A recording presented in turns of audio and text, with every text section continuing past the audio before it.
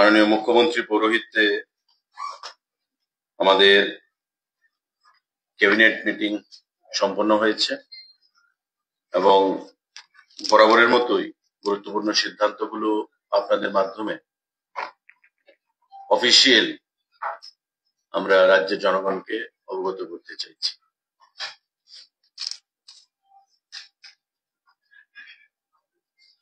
Proposal for filling up of 104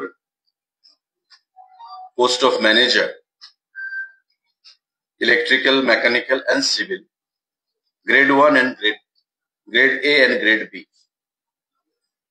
under TSECL অর্থাৎ Tripura state electricity corporation limited. Tripura state electricity corporation লিমিটেডের অধীন 104 জন manager post নিয়োগ করা হবে এবং TSECL আগেও তারা করেছে। Tripura state electricity corporation limited নিজেরা পরীক্ষার মাধ্যমে এই 104 জন ম্যানেজার অর্থাৎ জুনিয়র ইঞ্জিনিয়ার তারা নিয়োগ করবে। এর মধ্যে manager electrical grade A post রয়েছে 24 খানা। কোয়ালিফিকেশন গ্রেড এর জন্য লাগবে BTech electrical. Manager mechanical grade A post রয়েছে 4 খানা। কোয়ালিফিকেশন লাগবে BTech mechanical. Manager civil grade a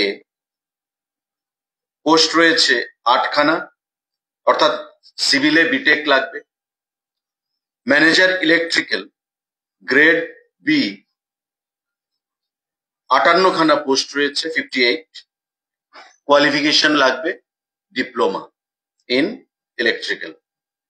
manager mechanical grade B 2 খানা পোস্ট, কোয়ালিফিকেশন লাগবে diploma mechanical. Manager civil grade B post রয়েছে 8 খানা, কোয়ালিফিকেশন লাগবে ডিপ্লোমা সিভিল। অর্থাৎ গ্রেড এ এবং গ্রেড বি মিলিয়ে বিটেক এবং ডিপ্লোমা মিলিয়ে 100 টোটাল 4 খানা পোস্ট। 104 খানা post TSECL Tripura state electricity corporation limited তারা নিয়োগ করবে থ্রু এক্সামিনেশন এবং রিক্রুটমেন্ট তারা নিজেরাই সম্পন্ন করবে। TSECL নিজেরাই আগেও সেটা করেছে, এবারকার রিক্রুটমেন্টও তারা নিজেরাই সম্পন্ন করবে। ক্যাবিনেটে সেই সিদ্ধান্ত গ্রহণ করা হয়েছে। সাংবাদিক বন্ধুরা,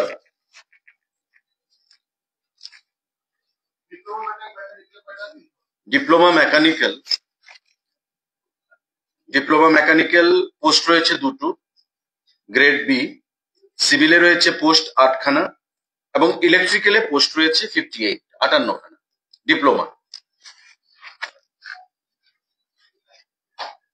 আরেকটা গুরুত্বপূর্ণ সিদ্ধান্ত, implementation of new scheme namely মুখ্যমন্ত্রী সংখ্যালঘু উন্নয়ন প্রকল্প 2025। যারা রিলিজিয়াস মাইনরিটি ত্রিপুরা রাজ্যে রয়েছে, ওই রিলিজিয়াস মাইনরিটিদের অর্থনৈতিক বুনিয়াদকে শক্তিশালী করার জন্য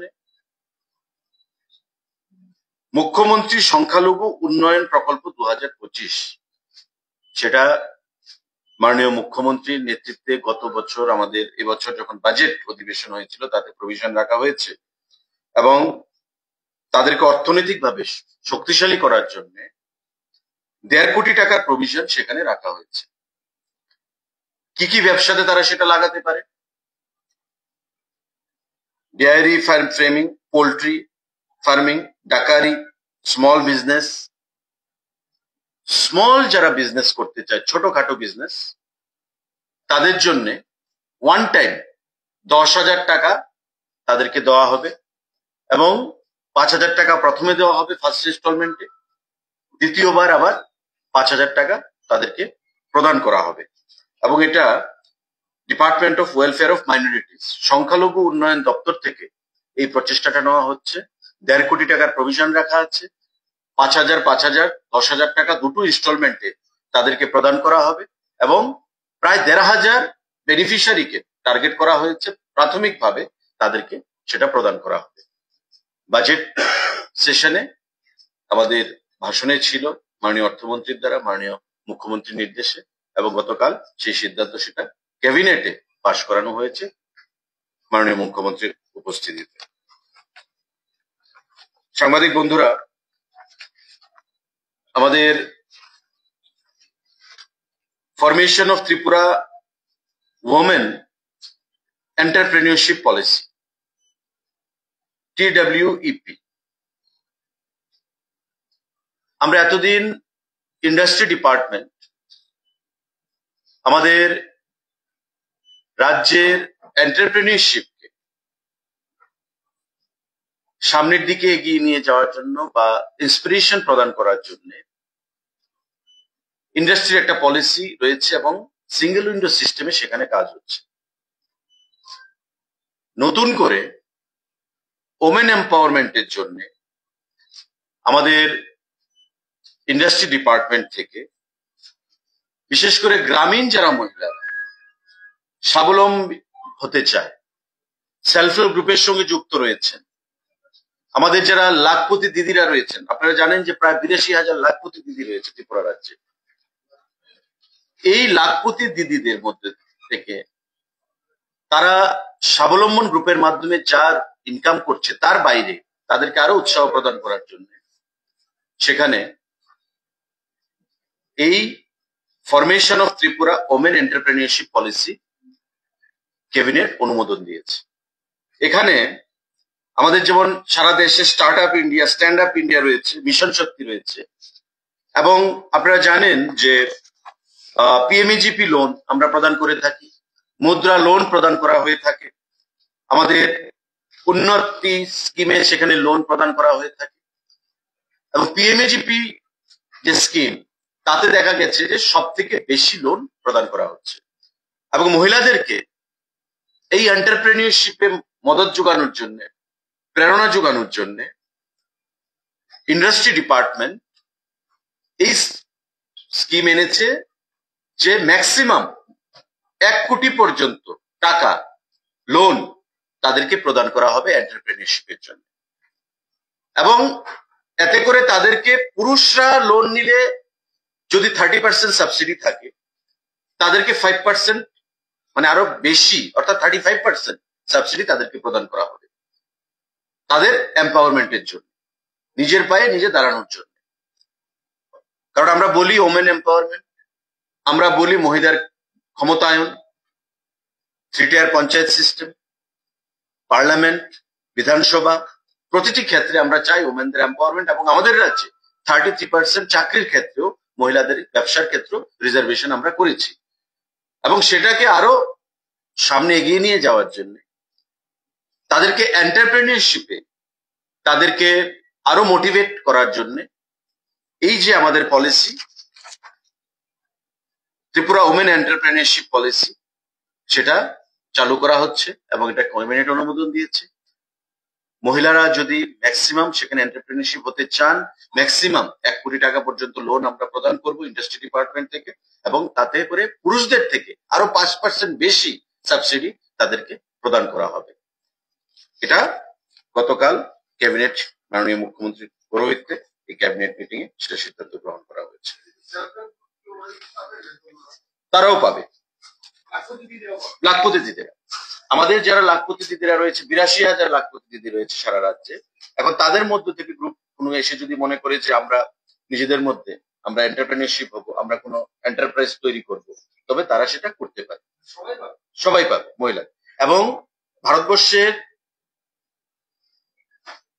3 থেকে 4টি রাজ্যে, কেরালা, মহারাষ্ট্র, ছত্তিশগড়, এই রাজ্যগুলোতে এই পলিসি রয়েছে।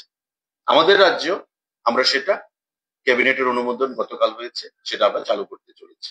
এবং এতে করে আমাদের বিশ্বাস যে পুরুষদের সঙ্গে পাল্লা দিয়ে টেক্কা দিয়ে রাজ্যের মহিলারাও একটা নিজের পায়ে নিজে দাঁড়ানো, স্বাবলম্বী হওয়ার এবং অর্থনৈতিক বুনিয়াদকে শক্তিশালী করার, এবং এতে করে রাজ্যের অর্থনৈতিক বুনিয়াদ সেখানে শক্তিশালী হবে। এই সিদ্ধান্ত গতকাল ক্যাবিনেট মিটিং এ গ্রহণ করা হয়েছে। সাংবাদিক বন্ধুরা, আমাদের আরেকটা সিদ্ধান্ত,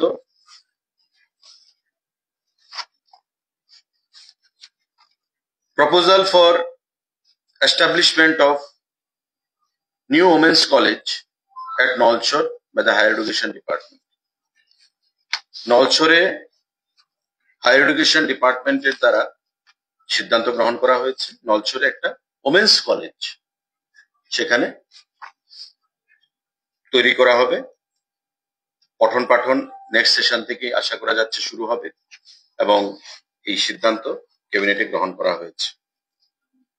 তার বাইরে সমাজ কল্যাণ সমাজ শিক্ষা দপ্তরের অধীনে নতুন প্রকল্প মুখ্যমন্ত্রী বালিকা সমৃদ্ধি যোজনা, এটা নতুন স্কিম যে মুখ্যমন্ত্রী বালিকা সমৃদ্ধি যোজনা সোশ্যাল ওয়েলফেয়ার এবং সোশ্যাল এডুকেশন ডিপার্টমেন্টের অধীন সেটা সিদ্ধান্ত গ্রহণ করা হয়েছে চালু করার। এবং এতে করে যারা অন্তোদয় পরিবারের কন্যা সন্তান, দুজন কন্যা সন্তান যদি অন্তোদয় পরিবারে জন্মগ্রহণ করে, জন্মের পর তাদের নামে 50,000 টাকা এফডি করে দেওয়া হবে, ফিক্সড ডিপোজিট করে দেওয়া হবে, এবং তার বয়স যখন 18+ হবে তখন তার বিয়ে বা তার বিভিন্ন কাজের জন্য সেটা ব্যবহার করা হবে। এখানে কিছু ক্রাইটেরিয়া বা কন্ডিশন রয়েছে। সেই কন্ডিশনগুলো হচ্ছে যে কন্যা সন্তান অন্তোদয় পরিবারভুক্ত হতে হবে, একই পরিবারের সর্বোচ্চ 2 জন কন্যা সন্তান এই উপকারের বা বেনিফিটের আওতায় আসতে পারে, কন্যা সন্তানের জন্মের সময় মায়ের বয়স অবশ্যই 18 বছরের 9 মাসের বেশি হতে হবে। মানে যে পরিবারে কন্যা সন্তান জন্মগ্রহণ করবে, যে জন্মদাতা মা, তার বয়স অবশ্যই 18 বছর 9 মাসের উপর হতে হবে, এবং কন্যা সন্তানের জন্ম অবশ্যই কোনো স্বাস্থ্য কেন্দ্রে হতে হবে, গভর্নমেন্ট কোনো জায়গায় কন্যা সন্তানের জন্মগ্রহণ হতে হবে, এবং সুবিধাভোগী কন্যা সন্তান 18 বছর পর্যন্ত অবিবাহিত থাকতে হবে, আনমেরিড থাকতে হবে। অর্থাৎ কন্যা সন্তানের 2 জনের বা 1 জনের জন্ম হলো অন্তোদয় পরিবারে, তার নামে ফিক্সড ডিপোজিট হলো, দেখা গেল যে সে 17 বছর বয়সে তার বিয়ে হয়ে গেল বা 16 বছর বয়সে বিয়ে হয়ে গেল, তখন সে দাবি করলো, সে তখন পাবে না। অর্থাৎ উদ্দেশ্য হচ্ছে কি, চাইল্ড ম্যারেজ তাকে একদিক দিয়ে আটকাতে হবে, এবং পাশাপাশি যারা গরিব মার্জিনালাইজড ফ্যামিলি অন্তোদয় পরিবার, তারা যেন অর্থনৈতিক ভাবে সেখানে সুবিধা পেতে পারে। অর্থাৎ এই 18 বছর 9 মাস এর বেশি হতে হবে মা, যিনি জন্মদাতা মা, এবং 18 বছর পর্যন্ত অবিবাহিত থাকতে হবে যে বেনিফিশিয়ারি, যে কন্যা সন্তান সে সুযোগ পেতে চায়। 18 বছরের পর, জন্মের পর থেকে 18 বছরের পর ওই ফিক্সড ডিপোজিট 50,000 টাকা বেড়ে যে টাকাটা হবে সেই টাকাটা তাকে প্রদান করা হবে। এই সিদ্ধান্তগুলো গ্রহণ করা হয়েছে। সাংবাদিক বন্ধুদের যদি কোনো ক্যাবিনেট প্রশ্ন থাকে আপনারা সেটা করতে পারেন।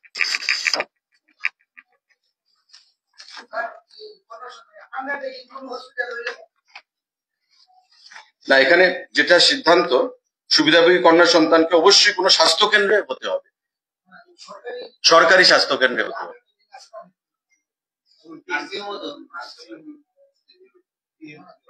এখানে দেখুন সরকারি সিদ্ধান্ত, কন্যা সন্তানের জন্য অবশ্যই কোনো স্বাস্থ্য কেন্দ্রে হতে হবে। এখন স্বাস্থ্য কেন্দ্র বলতে primary health centre, community health centre, মানে গভর্নমেন্ট সোসাইটি চালাচ্ছে, সেটা দপ্তর থেকে আপনারা ক্লারিফিকেশন নিয়ে নেবেন, কিন্তু এখানে লেখা আছে যে স্বাস্থ্য কেন্দ্রে হতে হবে। সেটা 18 year 9 months. There may be a case that lady may have got married at 18 years, after 18 years only, but the child may be born before. Sometimes in cases there are accidents also when before 9 months also baby is born in many cases, because that may create a confusion. No, the baby has to be after her birth. she has to attain the age of 18 plus to avail the benefit. That I understood. Initially, the fixed will be done only when the mother is 18 years, 9 months. Yes. But that idea is behind that the marriage has taken at least in 18 age. That is the idea. Yes. But sometimes it happened, even in my daughter's case, I have seen the baby was born before 9 months time. Okay, premature. Okay. So in that case, that baby will be different. That can be examined if the medical practitioners come up with such certificate to assist you, then it may be materialized. Okay. So any confusion, these are the decisions which have been taken by the cabinet under the chairmanship or leadership of Honorable Chief Minister. Year after year, in new experience. Yes. So initially, the department has started this project or schemes. So if there is any confusion, please feel free to talk to the officials. They will just clarify it. Okay.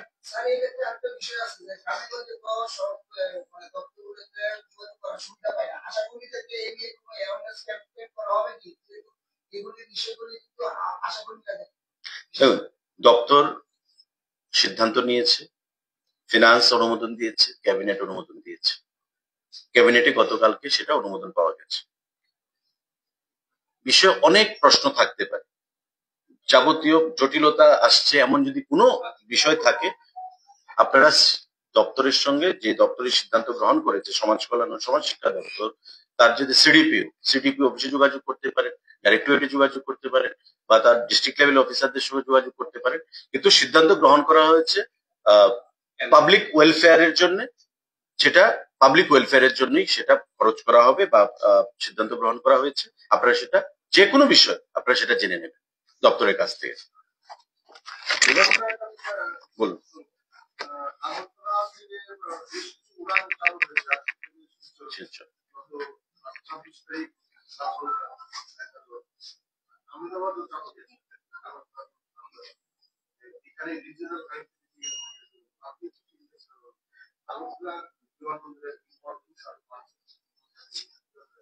দেখুন, আমরা তো বরাবরই চাই যে আগরতলার সঙ্গে বহির্রাজ্যের connectivity আরো সমৃদ্ধশালী হোক, শক্তিশালী হোক।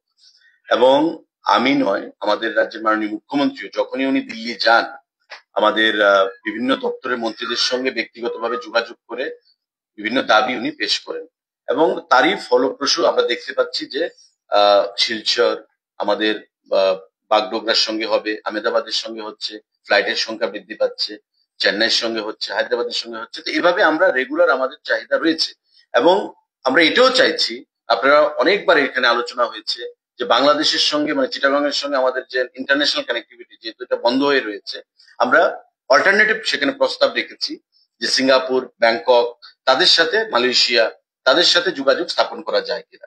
তো আমরা মাননীয় মুখ্যমন্ত্রীও সেটা চাইছে, ডোনারের মিটিং এ মাননীয় মুখ্যমন্ত্রী ডোনার মিনিস্ট্রির সঙ্গেও সেটা বলেন, এবং পার্সোনালি সিভিল এভিয়েশন মিনিস্টারের সঙ্গে যখন আলোচনা হয় আমার বা মাননীয় মুখ্যমন্ত্রীর, আমরা সেই বিষয়ে কথা বলি। তো আমরা দেখতে পাচ্ছি যে আমরা পজিটিভ রেজাল্ট পাচ্ছি, এবং this are the benefits of double engine government. এবং আগামী দিনে আমাদের বিশ্বাস যে আমাদের যে দাবি যে আগরতলা থেকে ইন্টারন্যাশনাল ফ্লাইট কানেক্টিভিটি চালু করা, সেটা আগামী দিনে সেটা ফলপ্রসূ হবে, এবং আমাদের যে আশা সেটা বাস্তবে রূপ নেবে।